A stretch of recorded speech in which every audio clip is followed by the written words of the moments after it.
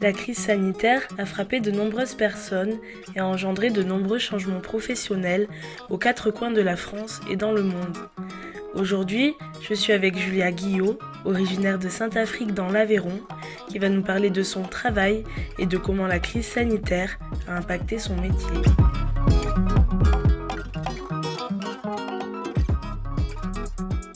Bonjour Julia. Bonjour Anaïs.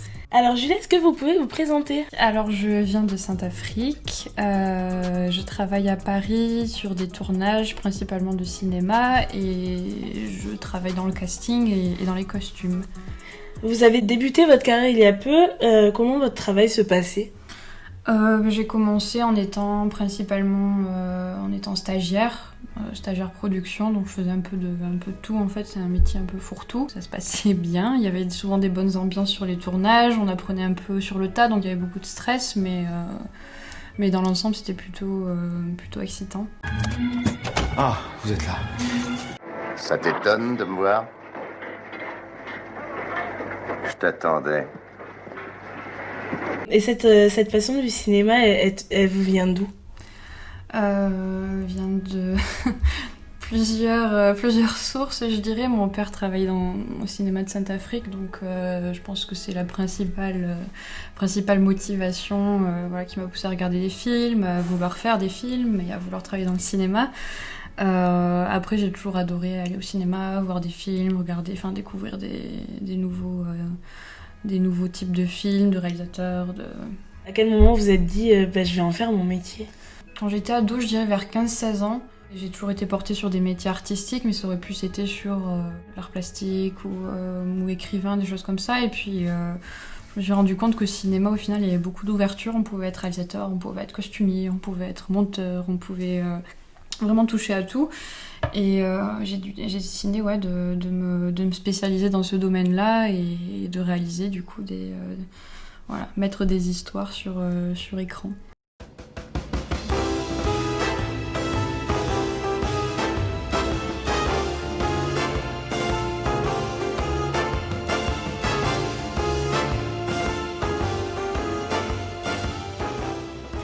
Et quelles sont les étapes pour justement parvenir à mettre un jour les histoires sur écran ? Alors, il n'y a pas un seul chemin possible, surtout dans le cinéma.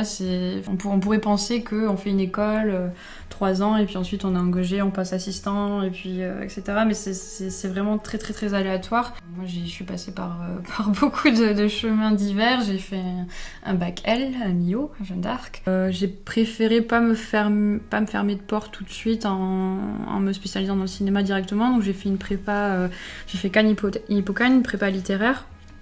En spécialité histoire de l'art. Alors ça c'était à Toulouse et après je suis partie à Paris, je suis rentrée directement en 3e année de licence et j'ai décidé de faire une licence histoire de l'art spécialisation cinéma, donc on s'en rapproche, et en même temps j'ai fait une 3e année de licence d'anglais, toujours pareil pour éviter de me fermer des portes, on sait jamais si le cinéma ça marchait pas. Et j'ai fini par vraiment me spécialiser, me consacrer entièrement au cinéma quand je suis rentrée en master. J'ai fait un master international de cinéma à la Sorbonne. Et c'était une formation assez sympa parce que déjà on nous envoyait à l'étranger, d'où le nom master international. Donc j'ai passé un semestre à Montréal, un semestre à Rome, donc ça permet de voir un peu ce qu'ils font, de voir un petit peu aussi comment ils abordent le cinéma ailleurs qu'en France. C'est vrai que je trouve ça assez intéressant de ne pas s'enfermer dans un modèle carré, poussiéreux, et puis de toujours un peu refaire les mêmes choses. Du coup voilà, j'ai pu voir un petit peu le modèle anglo-saxon, le modèle italien qui est quand même un modèle européen, du coup ça se rapproche des Français.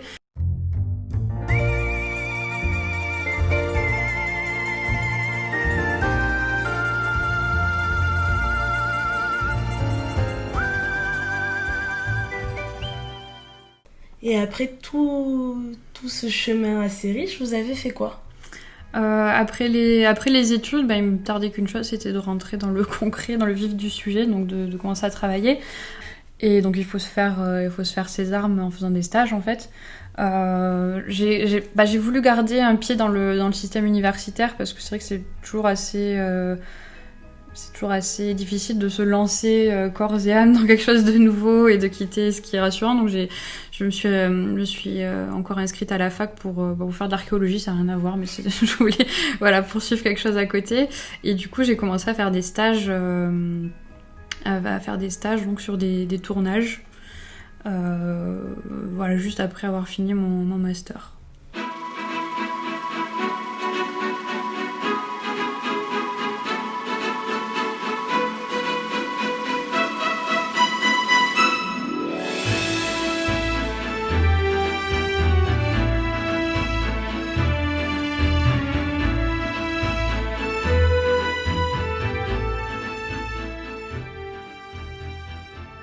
Votre premier stage, c'était où et ça s'est passé comment? Mon premier stage, c'était, je l'ai trouvé à peine une semaine après avoir fini mon mémoire là, de Master 2. Totalement par hasard, j'ai trouvé une annonce pour un stage en production dans une grosse boîte de prod qui s'appelle Trésor Production, Trésor Film maintenant, je crois qu'ils ont changé. Et je savais pas du tout le film pour lequel j'allais travailler, c'était un peu un projet secret pour le moment. Je suis arrivée en pleine prépa et en fait c'était dans le prochain film de Régis Froissart qui est sorti il y a quelques mois, qui s'appelle Les Traducteurs.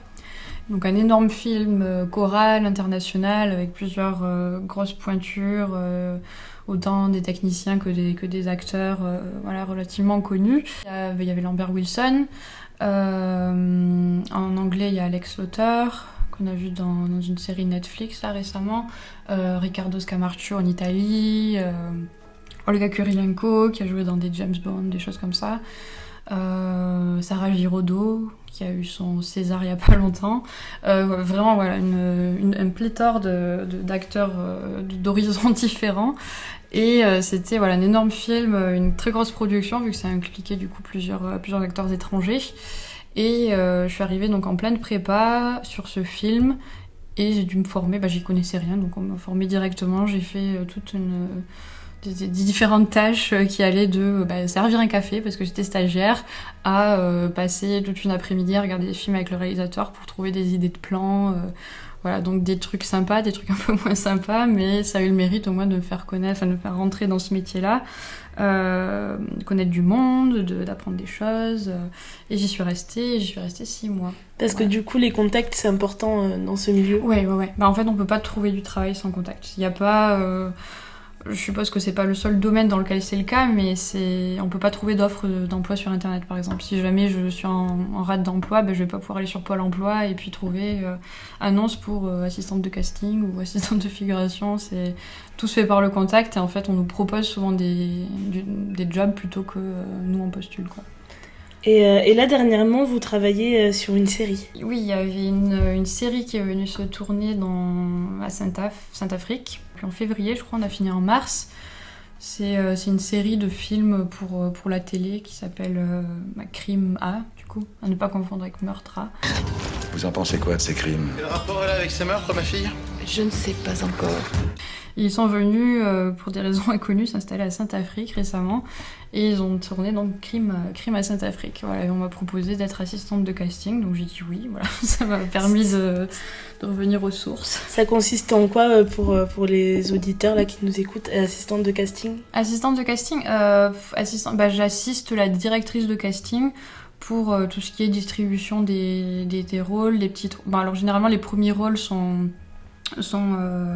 distribués avec le réalisateur, tout ça je m'en suis pas vraiment occupée, mais pour tout ce qui est les seconds rôles, les petits rôles, et ensuite gérer la figuration sur place, vu que moi je suis de Saint-Afrique, je connaissais les gens, etc., je connaissais les lieux, moi je pense que c'est pour ça qu'on m'a proposé de travailler sur cette série aussi.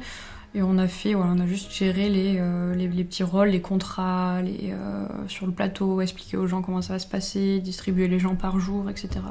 On a fini le tournage, c'était vendredi en mi-mars. Et le samedi, ils annonçaient le début pas vraiment le confinement, mais la fermeture des restaurants, tout ça. Et mardi, c'était le confinement. Donc on a fini littéralement 3 jours avant le confinement. Et je pense qu'ils s'en sont félicités aussi. Ça aurait été une vraie galère.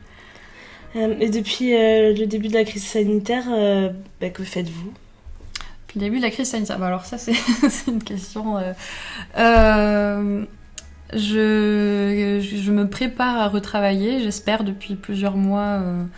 Déjà la reprise des tournages, puis la reprise des tournages de façon plus normale, on va dire, parce que pour le moment, c'est pas vraiment revenu comme c'était avant, ce qui est normal aussi.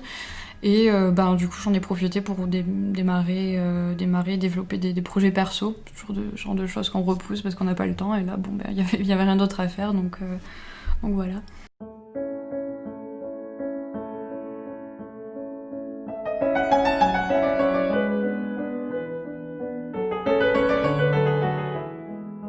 Il me tarde de revenir sur un plateau, je vois des collègues qui commencent à retravailler un petit peu, c'est seulement les balbutiements de retour sur le plateau, mais il me tarde énormément, j'appréhende pas du tout, au contraire, je pense que ça peut même être une expérience peut-être plus compliquée, mais une expérience géniale. Dans 10 ans, je me dirai, j'ai tourné un film pendant la pandémie, il me tarde vraiment de revenir sur un plateau, ouais. Et dans cette vie à 100 à l'heure, l'Aveyron, est-ce que ça vous manque quand vous êtes loin de Saint-Affrique ? Alors j'aurais jamais cru dire ça un jour, mais oui un petit peu. Des fois, c'est vrai que quand on vit à Paris toute l'année, quand on doit prendre le transport en commun le matin, le soir, quand on est sur des tournages, c'est vrai que des fois les paysages de l'Aveyron, le calme, tout ça manque un petit peu, oui. Et quel message vous aimeriez faire passer aux jeunes et aux moins jeunes aussi, parce qu'il y en a forcément qui ont encore des rêves actuels. Quel message vous aimeriez faire passer à ces personnes, à ces Aveyronnais, sur des rêves ou des passions qu'ils voudraient réaliser ? Alors pour ma part, je peux parler qu'en ce qui me concerne, c'est-à-dire le cinéma. Je vais pas m'avancer dans des domaines que je ne connais pas. Écoute, si jamais il y en a qui sont intéressés, en tout cas pour le cinéma, c'est vrai que j'étais toujours dit que c'était plus ou moins inatteignable, impossible. C'est pour ça que je me suis gardé des options ouvertes tout le long de ma scolarité et même encore un petit peu après. Mais au final, je viens de Saint-Affrique, même pas Millau, Saint-Affrique, encore plus petit, encore plus perdu. Mes parents ne sont pas riches, ne sont pas des grands manias, des grands producteurs producteur du cinéma français. Mais petit à petit, si on arrive à bien se débrouiller, si on travaille pour ça, si on est motivé, si on n'a pas peur de l'échec non plus, si on s'attend pas à avoir un CDI à 2 000 € par mois à la sortie de l'école, c'est tout à fait atteignable, c'est tout à fait faisable. Et non, je regrette pas du tout. Il me tarde de voir ce que réserve le futur. Et pour le moment, je suis bien à ma place et voilà. Mais merci Julien. Avec plaisir.